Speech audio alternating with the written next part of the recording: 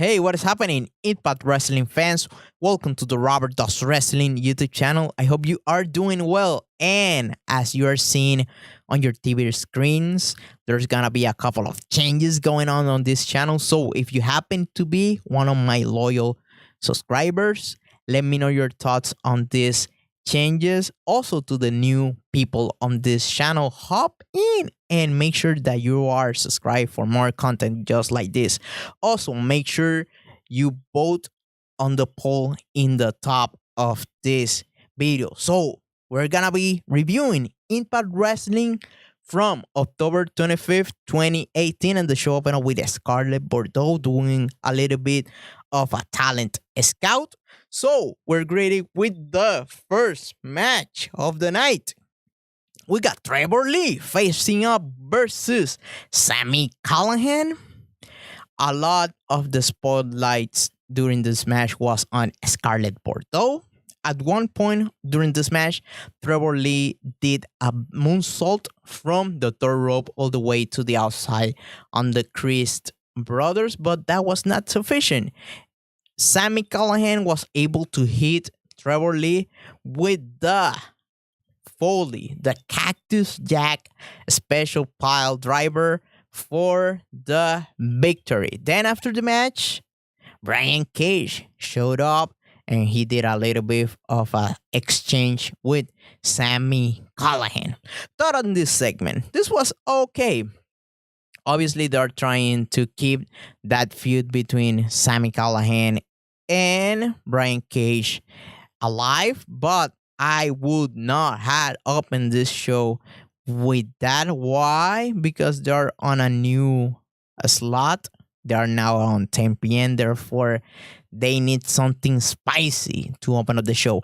I know Scarlett is spicy, but not spicy enough to keep more people interested at the very early stages of this show. Next, we got Eli Drake. Now he's suing Impact Wrestling because of his mistreatment. So he ended up facing with the boss, Don Callis, and he ended up pushing him aside and being on the commentary table during this match. So the next match is the Heavenly Bodies versus the Latin American Exchange, LAX.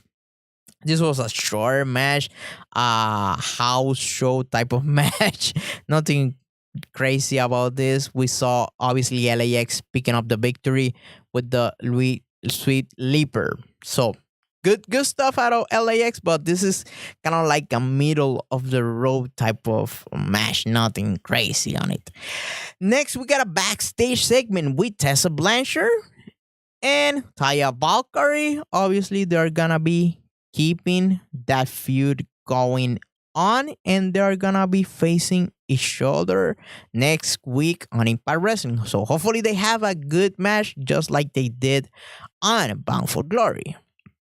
Next, we got a weird segment, to be honest. We got the Latin American Exchange facing up with Ethan Page and Matt Sydal, and obviously they ended up gaining a tag team title shot for the next week's episode of Impact Wrestling. So I'm not a big fan of this. Why? Because, Matt Sydal and Ethan Page had only one match on Impact Wrestling and they took a L. Obviously, why are you rewarding the losers by giving them title shots? That doesn't make any sense, but hell, this is the world of professional wrestling. Next, we got actually an interesting take on a segment. We got the Mac and Rich Swann. Obviously, the Mac and him having a little bit of fun with some whiskey, and the Mac saying to Rich Swann, "Hey, Rich, I came here to take care of you, to watch your back, but now I don't want to be your partner. Next week I wanna be facing you." So obviously Rich Swann agreed to that. So this is gonna be something interesting. Hopefully they do something more than the usual face versus face type of match without actually turning none of the guys as a bad guy. Next, we got Gama Singh doing his Impact Wrestling in ring debut versus Rohit Raju.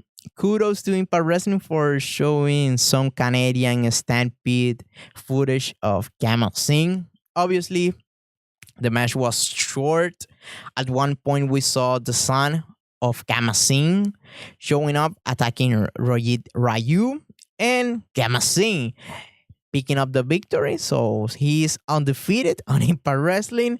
And then after the match, he ended up pairing Raju and his son as a tag team, with Raju being, confused all around the situation. Thoughts on this?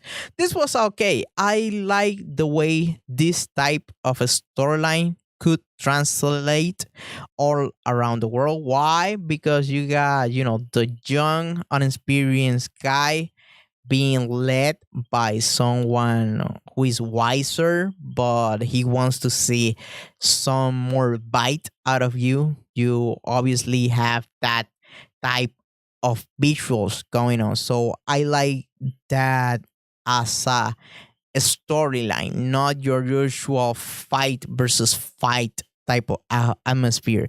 That will mean something more psychological and philosophical.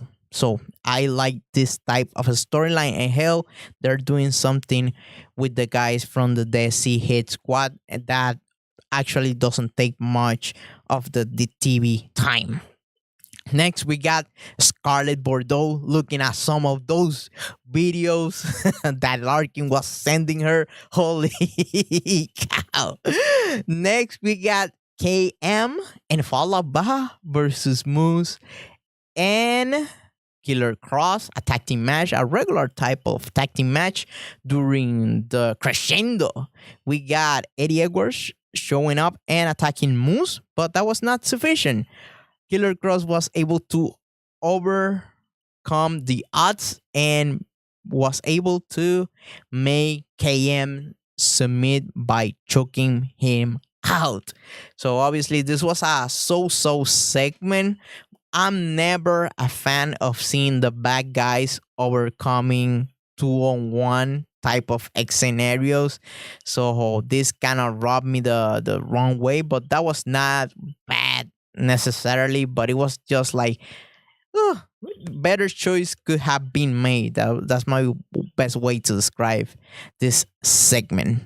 Then after that, we saw Moose and Eddie Edwards brawling at the top of the building, with Moose trying to throw Eddie Edwards out of the building, but Eddie Edwards escaped him. But at the end, Moose ended up leaving him and leaving Eddie Edwards all alone by himself at the top of the building. Next, we got a WGN flashback, and I don't usually talk about flashback, but this is kind of a special type of match. This is the first Impact Wrestling episode that was done in Las Vegas. This was one of those reboot of Impact Wrestling that I would like to cover in the future. So if you're interested in, doing some, research on those reboots done by the past administration, let me know in the comment section below. After that, we got Eddie Edwards and Alicia Edwards, then, fighting each other at the top of the building, like she, doing some type of couple reclamation stuff. Oh boy, I don't know what the hell they're doing with this. This is not gaining sympathy for anyone.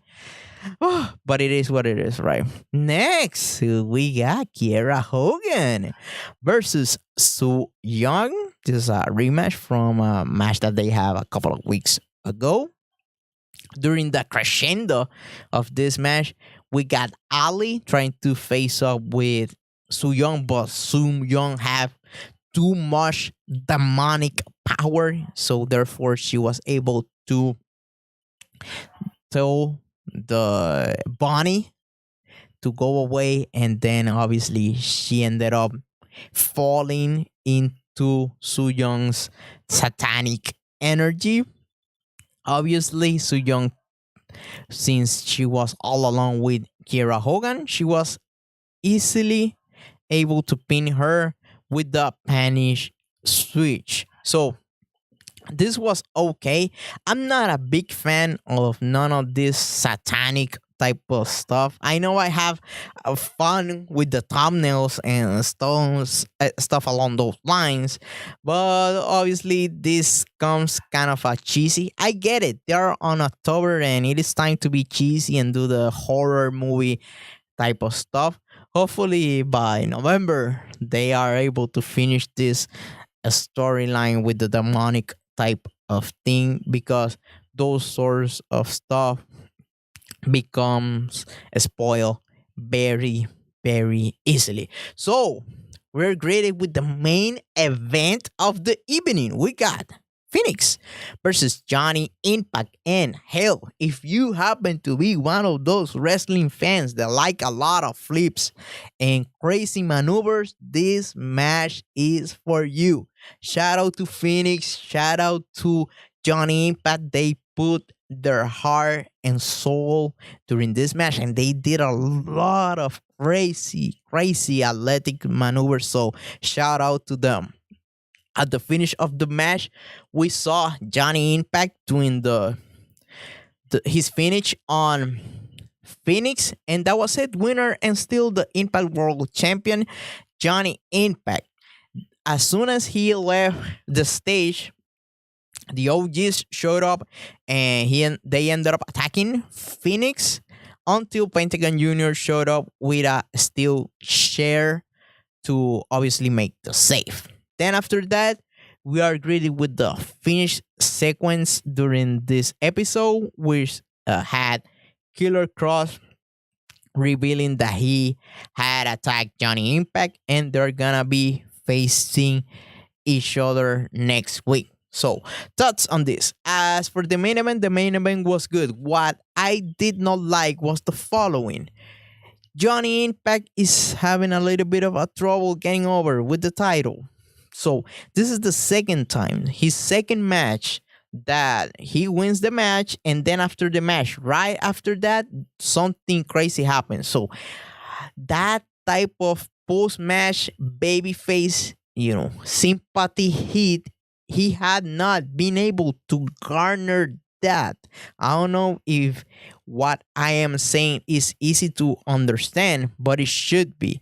So why take the spotlight so easily out of your champion? Hell, he's just starting out as a champion. This could be like a sabotage of his title run. Let him get some sympathy and let him be at the spotlight after his matches. Something that Impact Wrestling used to do very well when Sting was the TNA World Heavyweight Champion. As for the post-match beatdown, I'm happy.